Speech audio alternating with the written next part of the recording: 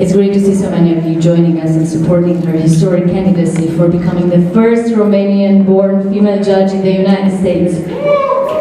Ladies and gentlemen, please welcome Ioana Sărujan. I promise.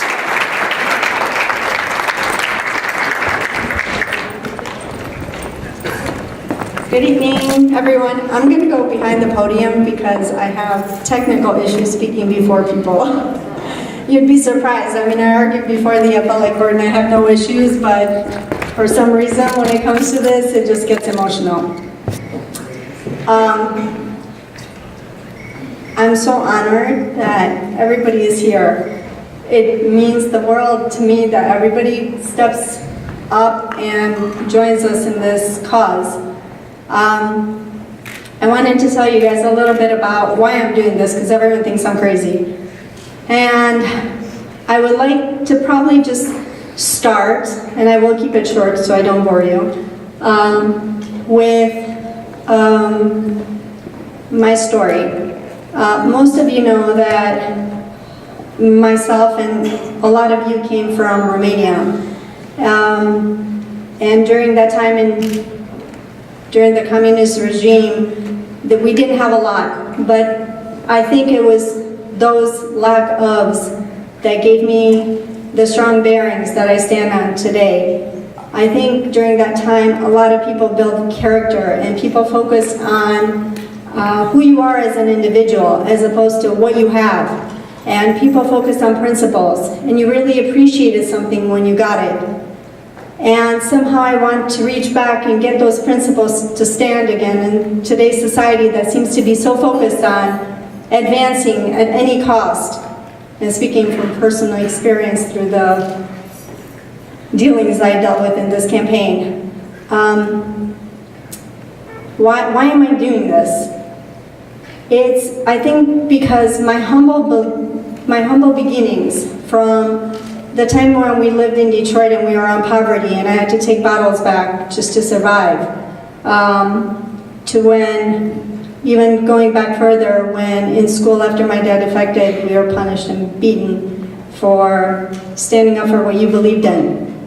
And most importantly, I'm doing it for all the people that aren't seen on the map. For all those people who are told that they can't do anything because it's not their time or because somebody else has to have a place. And for all those people that don't think that they're worth moving up.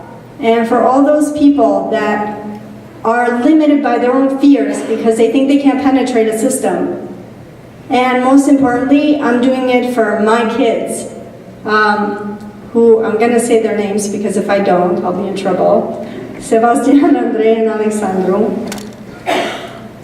It's for them because I have nothing but me and what I stood for to leave behind to them. And when they look at me, I can honestly and fairly say that you can do anything you want. So yes, you can when they ask me, can I? So for all those people out there that don't think you can, this is the way to do it. So thank you for being on this journey alongside with me, and thank you for giving me the strength to go on and to get something done and give us a voice. Thank you for your time.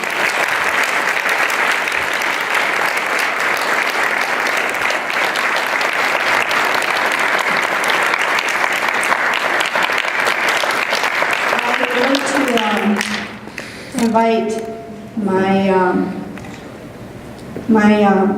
I'm so emotional, I'm sorry.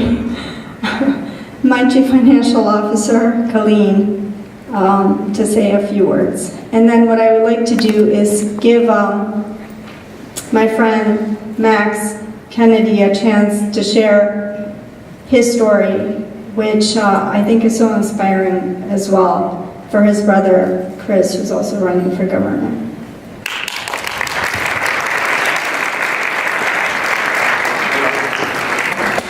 Good evening, everyone. Thanks for coming. I'm going to be short. I know you guys are waiting for these great artists to entertain you, and some people are hungry. Is that the case? First, I want to say thank you for your financial support. Cook County is a large county, and to have a voice and a presence cannot be done without money. I mean, it is the way it is. But there are other ways that you can help.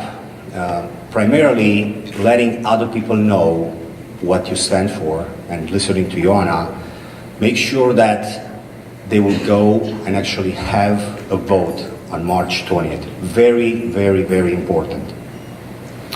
Another big aspect regarding this is the fact that given Ioana's background, she's well suited to have a different perspective, and probably Mr. Kennedy will have some words regarding this. We live in very tenuous times.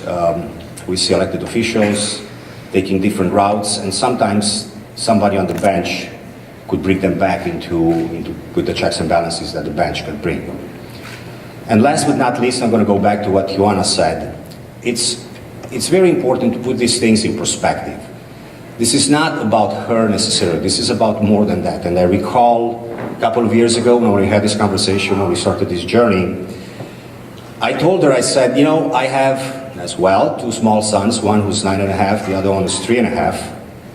As you probably have many daughters and sons, or you have friends who have that. If we think and put things in perspective based on this concept, one day, if one of them, 10 years from today, 15 years from today, will ask the question, do you think I could become a judge? I want that answer to be yes, you can. Because it's been done, and if something is done properly, you can actually point down to it. And Ioana is trying to make history on that. So on that note, let's give it up for Ioana. Thank you all for coming. Let's enjoy the rest of the evening.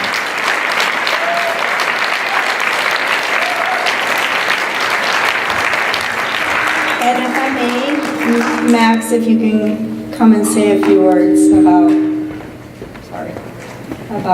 Chris. Everyone, Max Kennedy. Thank you. Thanks so much. Thank you, Ioana. Ioana and I met just a few days ago where we were both campaigning, and I was really taken with the story of Ioana's life, and I really hope so much that you are all going to get out there and get all of your families and friends and mark that ballot and have the first woman from Romania be a judge in the United States. So great, right? So great. So great. I want to tell you a little bit about my brother Christopher, who's running for governor. So when you go into the booth, you have to check Democrat no matter what for this one, because it's the only way you can vote for Ioana and my brother Chris. And then you'll see his name right there. And Easier to spell. yeah, it's easier. So when my uncle Senator Kennedy, Edward Kennedy, was in the 1970s, he began working with the Soviet Union to try to get dissidents out and out of the Eastern European countries. And after the wall fell, some of the people from the KGB who had been negotiating with him met with him, and they said, listen, there's one thing that's been puzzling us, that we couldn't figure out what you were up to. Why were you always trying to get their families and children out as well? That regime did not understand the importance of family.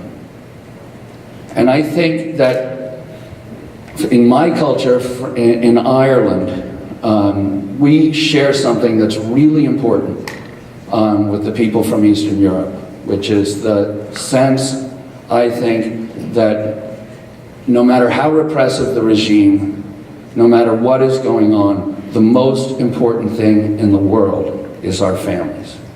And there's a whole bunch of corruption here, and there's terrible, terrible things going on in the federal government under the Trump administration, and we've got to fight all of that. But the most important thing, I think, is to always stick up for family. When my father went over to South Africa in 1966, he tried to visit Nelson Mandela, and they wouldn't let him go to Robben Island. So he got his plane, and he circled over and over around the top of Robben Island, dipping the wings. And he spoke that evening, and he said, each time a person stands up for an ideal or acts to improve the lot of others or strikes out against injustice, they send forth a tiny ripple of hope. And crossing each other from a million different centers of energy and daring, those ripples create a force that can knock down the mightiest walls of oppression and resistance. And I'm standing next to a ripple of hope. And I hope it so much, and I know you will. I thank you for coming here tonight, but please get everyone you know to vote on March 20th. Thank you guys.